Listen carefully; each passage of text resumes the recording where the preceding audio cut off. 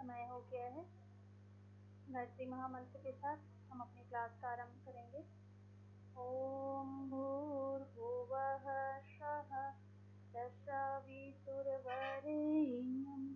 भर्गो देवस्य धीमहि धियो यो नः प्रचोदयात्। कल तक हमने पढ़ा था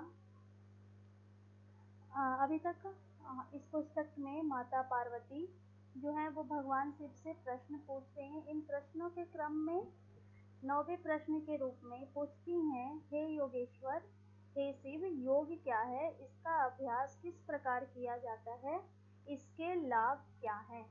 तो भगवान शिव बताते हैं कि प्राण और अपान, रज और वीर, सूर्य और चंद्रमा, जीवात्मा और परमात्मा, इनके संयोग को ही योग कहा जाता है। कल भी हमने पढ़ा था कि जब सूर्य और चंद्र नाड़ी के द्वारा राइट और लेफ्ट नॉस्ट्रिल के द्वारा श्वास और प्रश्वास को बैलेंस कर उसको संतुलित करते हैं श्वास प्रश्वास के माध्यम से, और सुषुम्ना में उसको ले जाकर स्थापित करते हैं, इसको ही योग कहते हैं। प्राण और अपान को मिलाते हैं, उसको योग कहा जाता है। योग अभ्यास के लक्षण, योग अभ्यास में आसन भी आते हैं, प्राणायाम भी आते हैं, ध्यान भी आते हैं।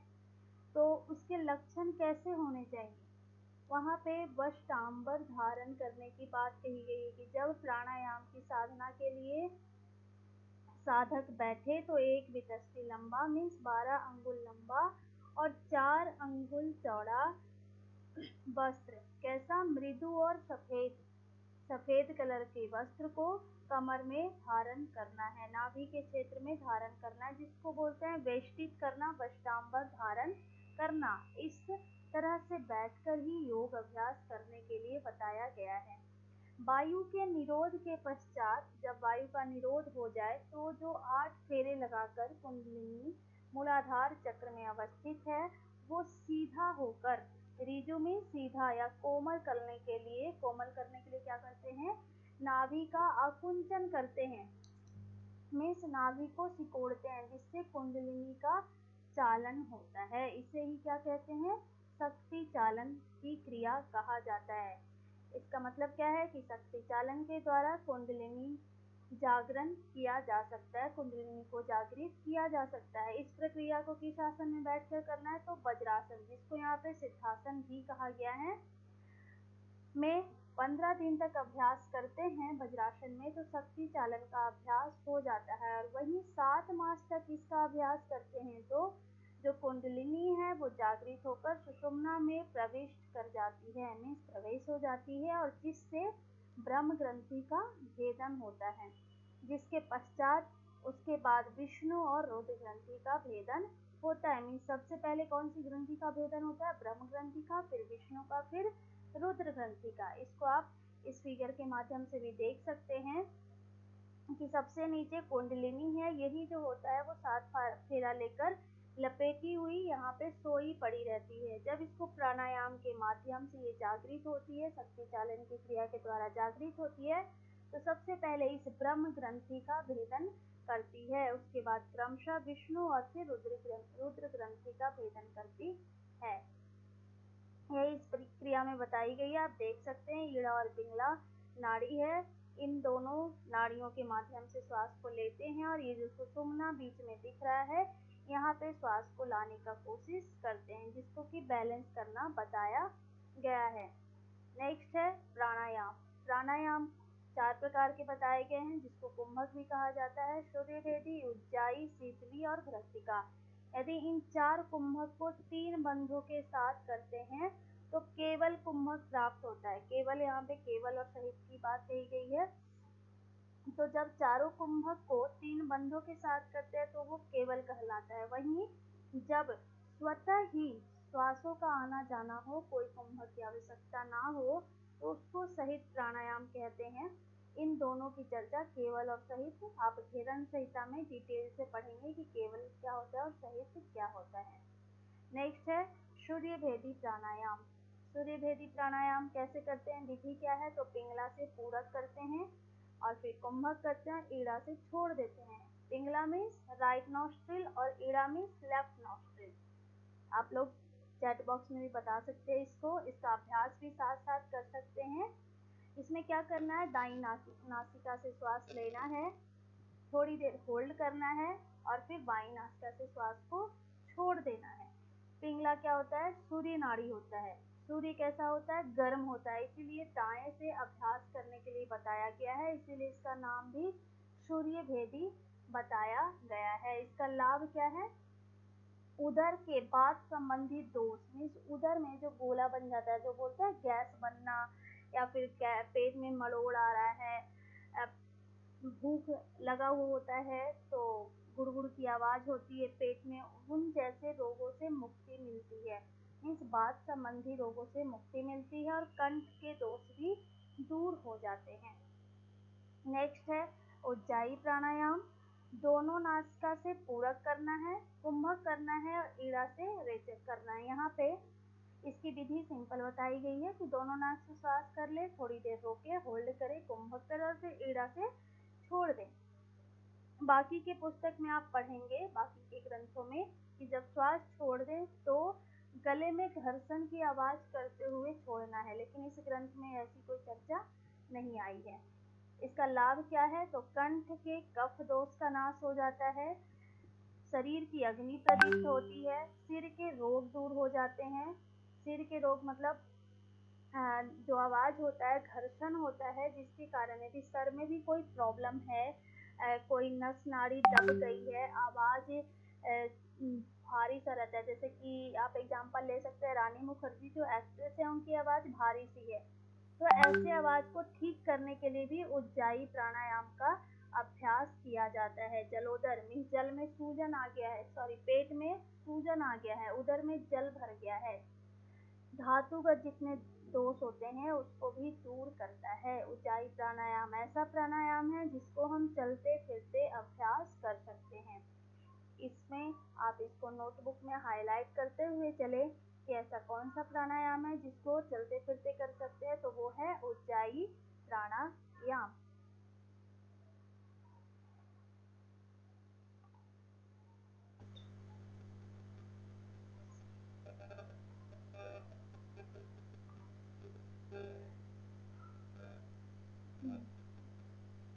हाँ, नेक्स्ट है शीतली।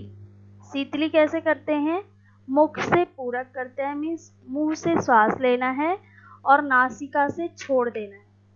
और मुख से श्वास लेना है तो कैसे लेना है, जीभ को फोल्ड करके नाले के समान बनाकर मुख से श्वास लेना है, होल्ड करना है और नासिका से छोड़ देना है। इससे पित्त और ज्वर दोष खत्म होते हैं, दूर हो जाते हैं। पित्त और ज्वर क्यों खत्म होते हैं, क्योंकि जो शीतली प्राणायाम है वो हमारे शरीर में ठंडक लाता है, ठंडा पहुंचाता है, भूख प्यास की कमी करता है। मीन्स बहुत ज़्यादा गर्मी लग रही है गर्मी के दिनों में, तो यदि हम प्यास लग रही है तो शीतली प्राणायाम का अभ्यास करें तो तुरंत ही हमें उनसे मुक्ति मिलती है। प्यास जो बहुत ज़्यादा गर्मी में जब धूप में चल रहे होते हैं, चलते भी हुए भी साइड में कहीं हम इसका अभ्यास कर सकते हैं। इसीलिए पित्त में क्या होती है, बॉडी गर्म हो जाती है।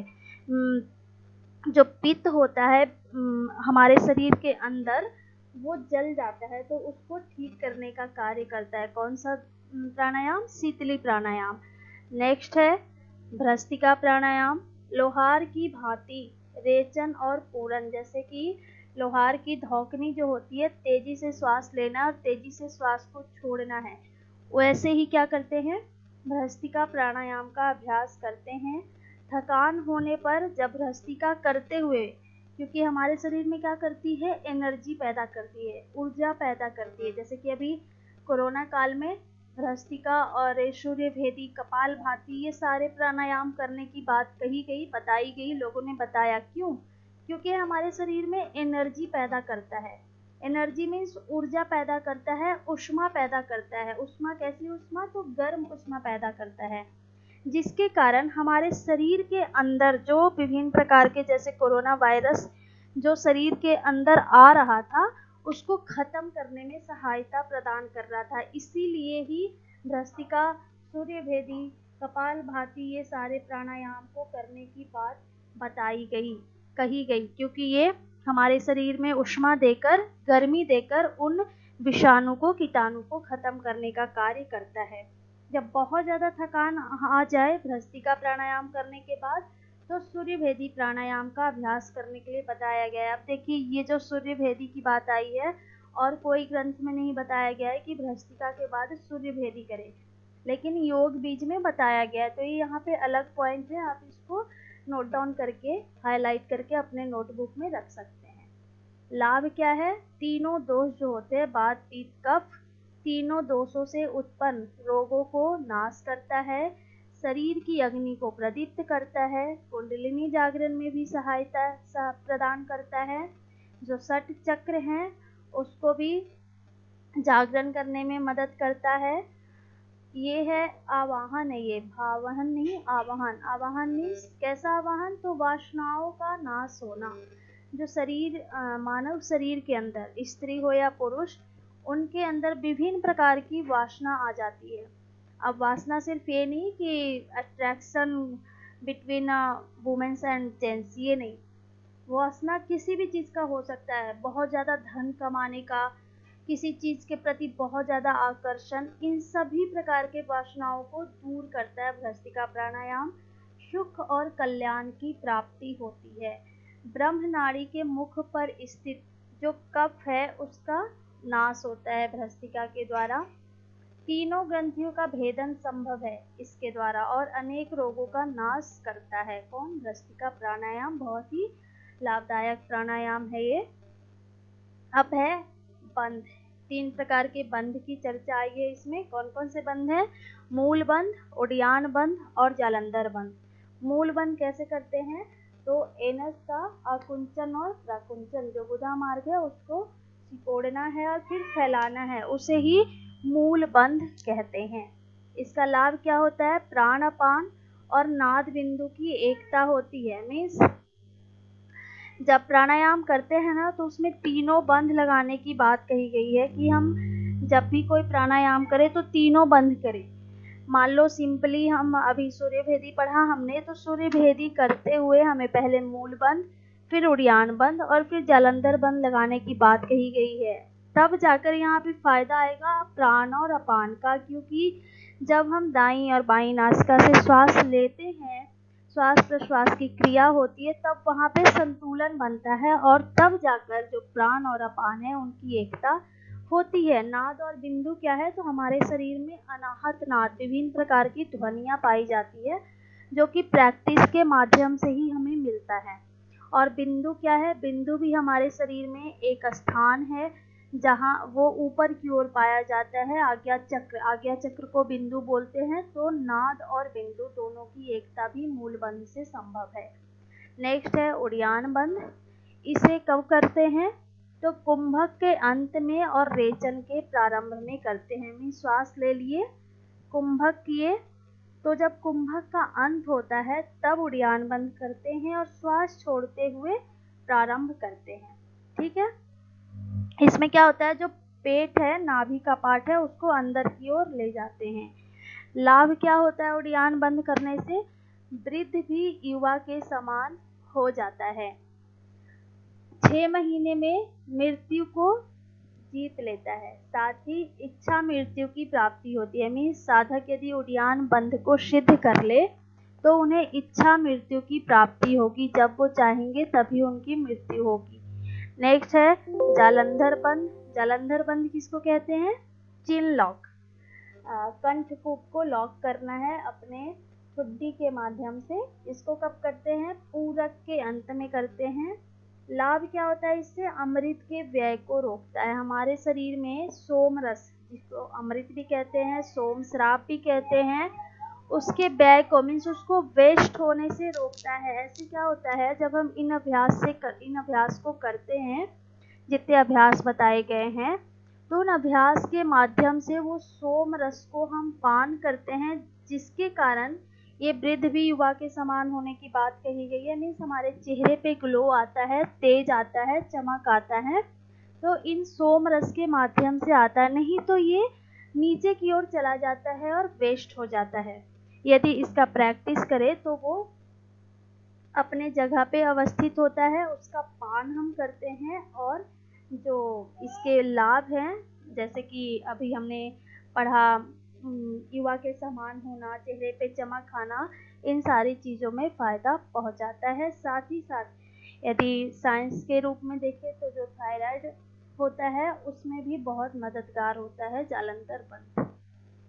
वज्रासन में कुंडलिनी चालन करने पर उसके बाद भ्रष्टिका प्राणायाम करें, इससे कुंडलिनी जागरण शीघ्र होता है। इसका मतलब क्या है, हमने स्टार्टिंग में ही पढ़ा था कि वज्रासन में करना है और कुंडलिनी चालन करना है, उसके बाद भ्रष्टिका प्राणायाम करना है, इससे कुंडलिनी जागरण हो जाता है, शीघ्र हो जाता है, जिसको शक्ति चालन हमने पढ़ा था। रुद्र ग्रंथि के भेदन होने से साधक, वह मतलब साधक शिव स्वरूप हो जाता है, मीन्स शिव के समान हो जाता है, जिससे चंद्रमा और सूर्य का एक ही भाव होता है और पूर्ण योग की प्राप्ति होती है। अब ये चंद्रमा और सूर्य क्या है, मीन्स बाईं और दाईं नासिका, जो ईड़ा और पिंगला नाड़ी है, वो एक ही भाव में आ जाता है। एक ही भाव में आने का मतलब समान हो जाता है और समान होकर वो सुषुम्ना में प्रवेश कर जाता है, जिससे पूर्ण योग की प्राप्ति होती है। इस स्थिति में शिव और शक्ति मीन्स कुंडलिनी का संयोग होने पर परम स्थिति की प्राप्ति हो जाती है, सिद्धि की प्राप्ति हो जाती है। सुषुम्ना नाड़ी मेरुदंड के अंदर पाए जाने वाले 21 मणियों के लिए सूत्र का कार्य करती है। इसका मतलब क्या है कि हमारे शरीर में 21 प्रकार की मणि पाई जाती है और वो कहाँ है, तो सुषुम्ना नाड़ी के अंदर मेरुदंड में अवस्थित है। सिद्धि के अंतिम द्वार को पश्चिम द्वार कहा जाता है। ये क्या है, फैक्ट बातें लिखी हुई हैं जहाँ से क्वेश्चन पूछ सकता है, इसीलिए टू द पॉइंट लिखा हुआ है, पूरा डिटेल नहीं लिखा हुआ है क्योंकि हमें उसकी आवश्यकता नहीं है। आपको याद रखना है कि हमारे शरीर में कितने प्रकार की मणि पाई जाती है, तो 21 प्रकार की। उसका स्थान कहाँ है, मेरुदंड के अंदर। जो सिद्धि के अंतिम द्वार है उसको क्या कहा जाता है, पश्चिम द्वार कहा जाता है। पुनः 10वें प्रश्न के रूप में माँ पार्वती पूछ रही हैं, शंकर के मुख से इन्होंने जब, जाओ बाहर जाओ, बाहर मम्मी बुला रही। जब शंकर भगवान ने प्राणायाम की चर्चा की, उसी टाइम पे योग के बारे में उन्होंने बताया था माँ पार्वती को। वो योग कौन कौन से थे, मंत्र योग, हठ योग, लय योग और राजयोग। इसका मतलब इस पुस्तक में 4 प्रकार के योग की बात कही गई है। इन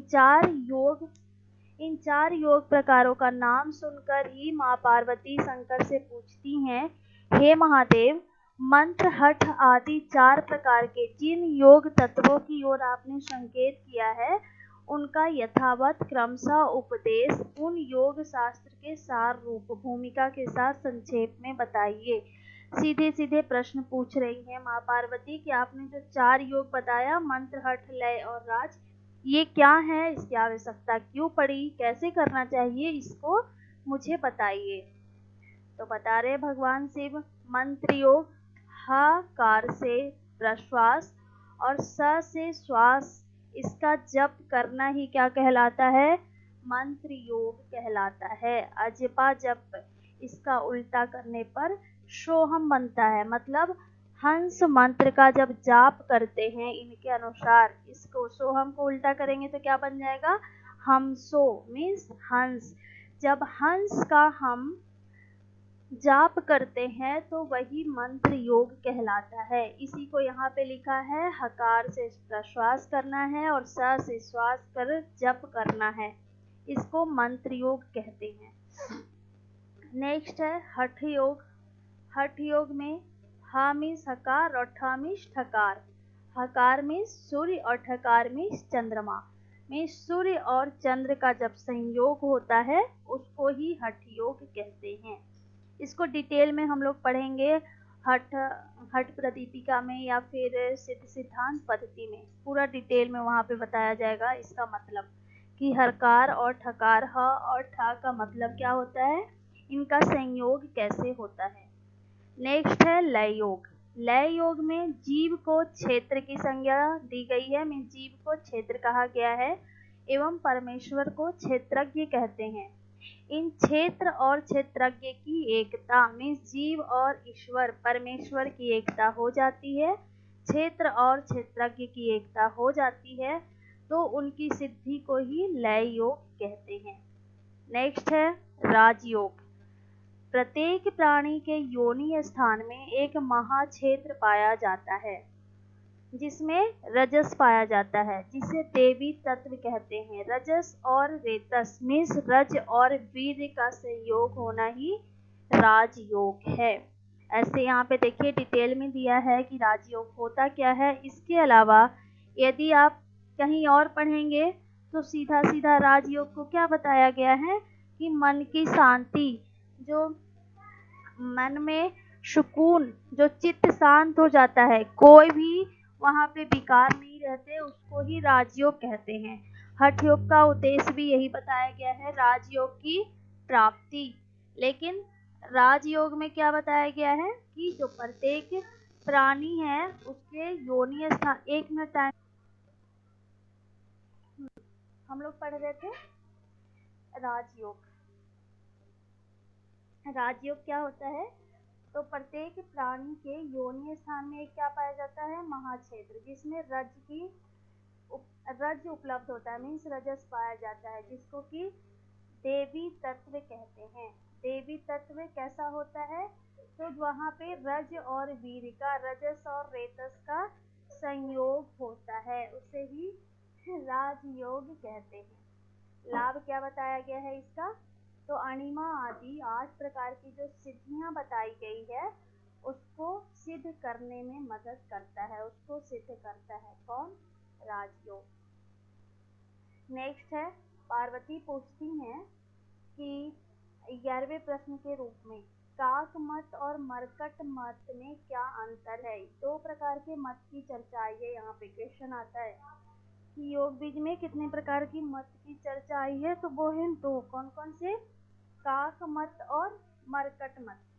मरकट मत क्या होता है, जब योगी धीरे धीरे अभ्यास करते हुए यदि एक जन्म में ही सिद्धि को प्राप्त कर लेता है तो उसे मरकट मत कहते हैं। वहीं काक मत क्या है कि जब पूर्व जन्म में किए गए योगाभ्यास के परिणाम स्वरूप शीघ्र ही मोक्ष प्राप्त हो जाए, उसको काक मत कहते हैं। इसका मतलब क्या है, इसको समझेंगे कि जैसे कि हमारा जन्म है, अभी हमने योग अभ्यास शुरू किया है, साधना के क्षेत्र में आगे बढ़े हैं, तो धीरे धीरे अभ्यास कर रहे हैं, तो हमें पूरा जन्म भी लग सकता है, ये जन्म, तब जाकर सिद्धि प्राप्त होगी। वहीं पे काकमत क्या होता है कि पूर्व जन्म में भी हम योग साधना कर रहे थे, वहां तक हमने धारणा तक सिद्ध कर लिया था। जैसे कि अष्टांग योग में 8 अंग बताए गए हैं, तो यम नियम आसन प्राणायाम प्रत्याहार को हमने सिद्ध कर लिया था। तो इस जन्म में हम तुरंत ही 1-2 महीने के अभ्यास के बाद ही धारणा में प्रविष्ट कर सकते हैं और शीघ्र ही मोक्ष को प्राप्त कर सकते हैं। यही अंतर है काक मत और मरकट मत में। अभ्यास के क्रम में स्थिति कैसी होती है, सर्वप्रथम प्राणायाम साधना में संलग्न साधक के सभी प्रकार के शारीरिक और मानसिक रोग नष्ट होते हैं। मीन्स क्या क्या नष्ट होता है और कहाँ कहाँ पे सुधार होता है वो पढ़ना है। तो जो साधक हैं उनके सभी प्रकार के शारीरिक और मानसिक रोग नष्ट हो जाते हैं। उसके बाद शरीरगत जड़ता नष्ट हो जाती है। जो शरीर में जड़ता होता है, जड़ता कहने का मतलब आलस, प्रमाद होता है, वो दूर होते हैं और साधक योगी के शरीर में अपूर्व स्फूर्ति आ जाती है। जब आलस प्रमाद दूर होगा तो स्फूर्ति आ जाएगी तथा शरीर के सभी रस, जो 6 प्रकार के रस बताए गए हैं, तथा वात पित्त और कफ, इन तीनों का पूर्णतः संतुलन हो जाता है साधक के शरीर में। इस स्थिति में पहुंचने पर पूर्ण नाड़ी शुद्ध हो जाने के कारण रोग आदि की संभावना समाप्त हो जाती है, बिल्कुल भी नहीं बचती है। साथ ही जो सोम रस है वो ब्रह्म रंध्र से टपकने लगता है। इसके परिणाम स्वरूप क्षुधा पिपासा का कष्ट समाप्त हो जाता है और प्रदीप्त अग्नि प्राणों के साथ शरीरगत समस्त धातुओं को संग्रहित कर देता है। इसका मतलब क्या है, जो सोम रस है, अमृत का स्राव है, वो ब्रह्म रंध्र तक पहुंचता है और इसके परिणाम स्वरूप जब वहां तक पहुंच जाता है वो तो जो भूख है, प्यास है, क्षुधा मीन्स ये भूख और पिपासा मीन्स प्यास। जो भूख प्यास का जो कष्ट होता है साधक को नहीं होता, समाप्त हो जाता है। और जो प्रदीप्त अग्नि है शरीर में, जो जठराग्नि आदि विभिन्न प्रकार की अग्नि बताई गई है, उनको समाप्त करने से, उनको बैलेंस कर, शरीर में जितने 7 प्रकार के धातु हैं उनको भी बैलेंस कर देता है। इस प्रकार इसका रिजल्ट क्या होता है, तो शरीर की क्षीणता और विनाश की संभावना ही समाप्त हो जाती है, भले ही उसे अन्य पोषक तत्व मिले या ना मिले। सिर्फ और सिर्फ सोम रस का पान करने से ही इतने चीजों की प्राप्ति हो जाती है साधक को। अंत में 12वें प्रश्न के रूप में और अंतिम प्रश्न के रूप में, टोटल 12 प्रश्न पूछा गया है यहाँ पे, तो 12वें और अंतिम प्रश्न के रूप में पार्वती जी पूछती हैं, हे सर्वभावन शंकर, कृपया हमारे इस एक संशय को भी दूर कर दीजिए कि चिदात्म तत्व जो निर्विकल्प स्वरूप है, उसकी प्राप्ति में ये सब सिद्धियां कैसे उपयोगी हो सकती है। अभी तक आपने जो भी बताया उसके द्वारा कैसे, किस प्रकार से इन सभी सिद्धियों को उपयोगी बनाएं, और जो निर्विकल्प स्वरूप है वो परमेश्वर है, परमात्मा है, चिदात्म तत्व है, उसको कैसे प्राप्त करें। तो शिव जी कहते हैं कि जितनी सिद्धियां हैं इन्हें 2 वर्गों में विभाजित किया जा सकता है, इनको 2 भागों में बांट सकते हैं।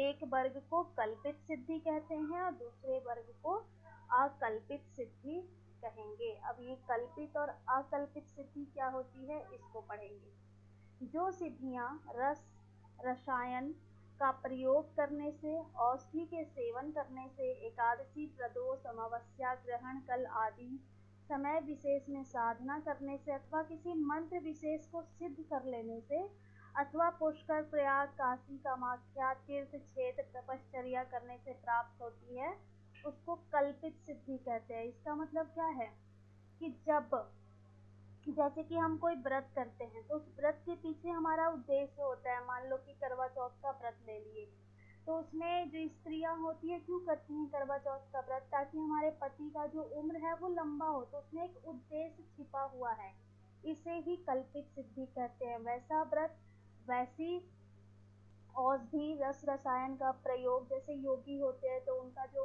भोजन होता है वो मिताहार होता है।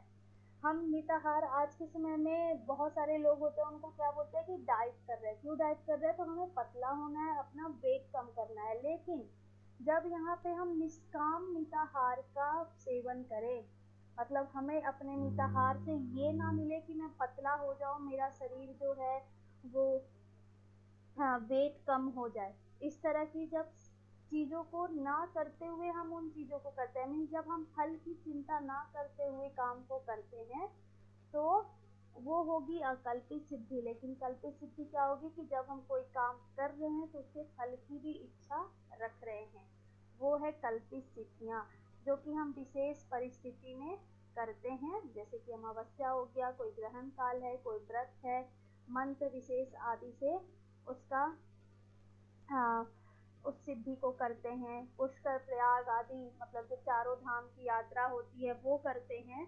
तो इन जगहों पर जो जाने से, इन चीज़ों को करने से जो प्राप्त होता है सिद्धि, उसे ही कल्पित सिद्धि कहते हैं। नेक्स्ट है अकल्पित सिद्धियाँ।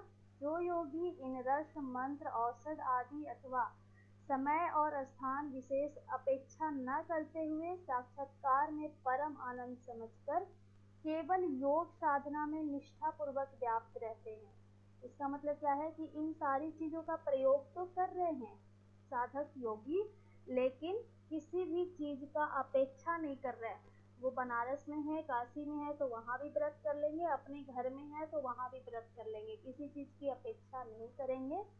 वो स्वतंत्र भाव से, अर्थात पूर्ववत साधनों के बिना, साधन हो या ना हो, अपना तप करते हैं, अपना व्रत करते हैं। ईश्वर प्रिय अर्थात भगवान शिव के पास रहने अनेक सिद्धियां स्वतः प्राप्त हो जाती है। मीन्स जब कोई ऐसी सिद्धि प्राप्त करती है जिसमें उसको फल की इच्छा ना हो, कोई कामना ना हो, वो सिर्फ पूरा मन से, मन स्थिति उसका बिल्कुल शांत हो, कहीं भी हो, किसी भी परिस्थिति में हो, पूरे साधन उपस्थित हो या नहीं हो, वो उस व्रत का पालन करता है तो उसको अकल्पित सिद्धि कहते हैं। ये सिद्धियां कल्पना रहित होती है, इसको ही अकल्पित सिद्धि कहते हैं। अंत में सिद्ध जी कहते हैं कि जिस प्रकार नमक जल के संपर्क में आकर आकर क्या हो जाता है, जल में के रूप में आ जाता है, कहीं भी नमक दिखाई नहीं देता है, उसी प्रकार ब्रह्म का साक्षात्कार करके जीव ब्रह्म को प्राप्त करके यथावत ब्रह्ममय होकर ब्रह्म से अभिन्न हो जाता है। जिस प्रकार नमक जल में मिलकर जल के समान हो जाता है, उसी प्रकार साधक ब्रह्म में मिलकर ब्रह्ममय हो जाता है, अर्थात जीव और ब्रह्म के बीच अद्वैत की भावना स्थापित हो जाती है। द्वैत कुछ भी नहीं रहता, जैसा ईश्वर होते हैं वैसा ही साधक होता है, जैसे साधक होते हैं वैसे ही ब्रह्म होता है। यही भाव व्यक्ति के मन में अवस्थित हो जाता है, स्थापित हो जाता है, तभी वह साधक मुक्त कहा जाता है, तभी कहलाता है कि उस साधक को मुक्ति मिल गई, मोक्ष की प्राप्ति हो गई। इस प्रकार आपका योग बीज पूर्णतः समाप्त हो गया मेरे तरफ से। अभी आप लोगों का कोई क्वेश्चन है तो पूछ सकते। चलिए क्वेश्चन करते हैं। पहला क्वेश्चन है, निम्नलिखित में से योग बीज के अनुसार योग की परिभाषा क्या है? प्राण और अपान का मिलन, रजस और तमस का मिलन, जीवात्मा और परमात्मा का मिलन, उपरोक्त सभी।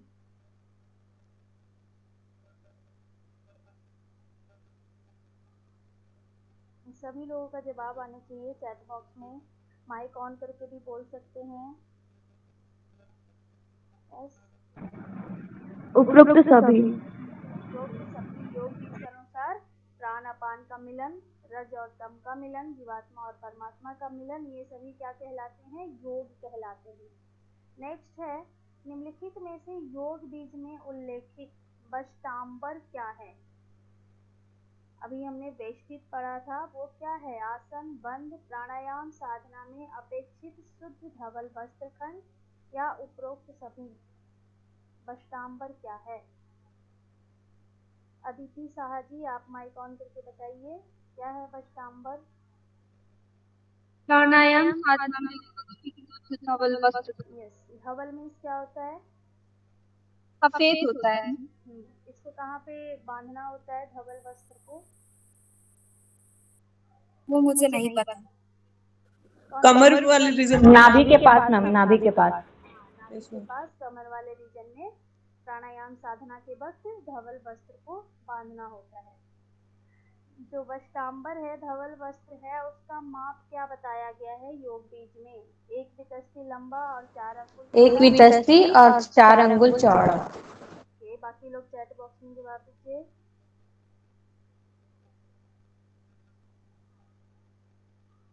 गुड, सभी लोगों का सही जवाब है। 1 वितस्ती लंबा होता है और 4 अंगुल चौड़ा होता है। अभी बताएंगे पिंकी यादव जी, 1 वितस्ती बराबर कितना हाथ होता है? 1 वितस्ती बराबर कितने हाथ होते हैं? 12 अंगुल मैम। 12 अंगुल होते हैं। सॉरी, हाथ बोला मैंने, अंगुल। आगे, कुंडलिनी को जगाने के लिए कौन सी क्रिया आवश्यक है? आनंद श्रीवास्तव जी, आप बताइए। नाड़ी चालन, भ्रामरी, शक्ति चालन और वायु चालन। कुंडलिनी को जगाने के लिए कौन सी क्रिया आवश्यक है? आनंद श्रीवास्तव जी, माइक ऑन करके बताइए।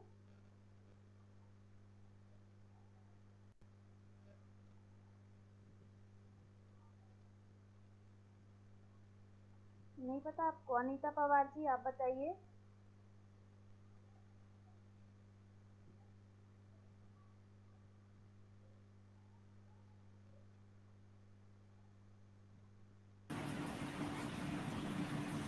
शक्ति चालनी। शक्ति चालन जो है वो कुंडलिनी जगाने के लिए आवश्यक क्रिया बताई गई है।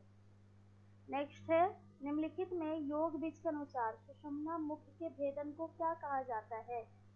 सुषुम्ना मुख के भेदन को क्या कहते हैं योग बीज में? चंदन विष्ट जी, आप बताइए। चंदन जी, योग बीज के अनुसार सुषुम्ना मुख के भेदन को क्या कहते हैं? Very good, very good. Chat box में सभी लोग सही जवाब दे रहे हैं। जिनका नाम ले रहे हैं वो माइक ओपन करके बोल सकते हैं। अपने आप को अनम्यूट कीजिए और बताइए। मैम कौन सा क्वेश्चन मैम? मैं अभी ज्वाइन किया है, लेफ्ट हो गया था। कोई बात नहीं, ऐसे क्लास को कंटिन्यू रखिए। मोहित त्यागी जी आप मैम क्वेश्चन कौन सा था? क्वेश्चन 5 नंबर था। योग बीज के अनुसार सुषुम्ना मुख के भेदन को क्या कहा जाता है? मैम सी ब्रह्म ग्रंथि का भेदन। ब्रह्म ग्रंथि का भेदन कहा जाता है। निम्नलिखित में से 6 नंबर क्वेश्चन, निम्नलिखित में से योग बीज के अनुसार विष्णु ग्रंथि अवस्थित है, कहाँ पे अवस्थित है? हृदय कमल में, कंठ में, नाभि चक्र में, आज्ञा चक्र में?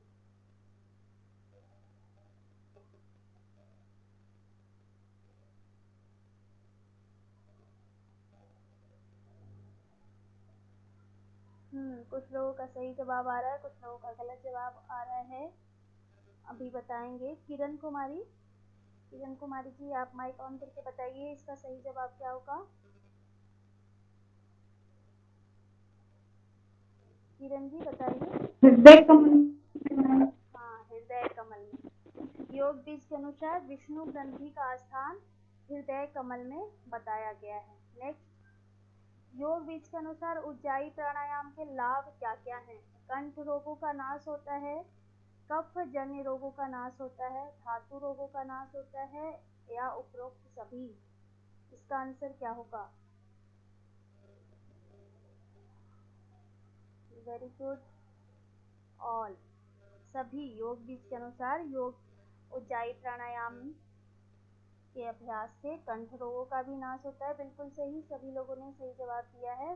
कफ जन्य रोग भी समाप्त होंगे, कंठ के रोग दूर होंगे, तो अपने आप ही अंडरस्टूड हो जाए वाली बात है ये कि कफ के भी रोग दूर होंगे। धातु के द्वारा उत्पन्न होता है उसमें अनबैलेंस हो जाता है, उससे भी जो उत्पन्न रोग होते हैं उसको भी नाश करता है। नेक्स्ट है निम्न। एक्सक्यूज मी मैम, हाँ बताइए मैम 6 वाले का आंसर एक बार रिपीट कर दीजिए, आवाज थोड़ा सा चली गई थी बीच में आपकी। 6 वाले का हृदय कमल होगा, विष्णु ग्रंथि का स्थान हृदय कमल। Okay ma'am, thank you. Hello ma'am. हाँ बताइए। मैम ये जो है ना तीनों ग्रंथि, एक बार इनका सीक्वेंस बता देना क्या क्या है। ओके, मैं लास्ट में बता देती हूँ आपको, ठीक है। Okay ma'am, okay. हाँ, आगे है निम्न में से कौन से प्राणायाम के द्वारा वात, पित्त और कफ जन्य विकारों का नाश होता है? कौन से प्राणायाम के द्वारा तीनों वातृदोष को दूर कर सकते हैं? सूर्य वेदन, भ्रष्टिका, शीतली, उज्जाई। कुछ लोगों ने गलत जवाब दिया है। शीतली कौन बता रहे हैं? शीतली जिन्होंने बताया बिल्कुल गलत है। प्रांजलि गुप्ता माइक ऑन करके बताइए आप, इसका आंसर क्या होगा?